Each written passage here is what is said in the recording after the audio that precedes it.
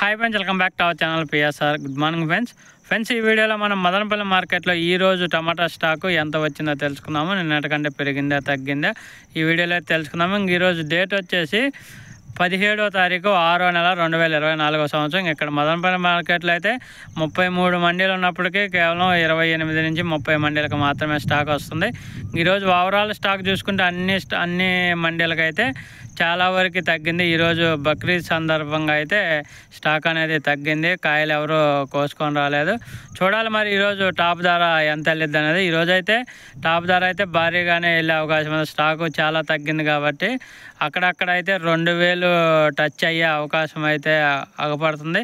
చూడాలి యాక్షన్ మొత్తం స్టార్ట్ అయితే కానీ ఈరోజు టాప్ ధరలు ఎంత పడతాయి అనేది.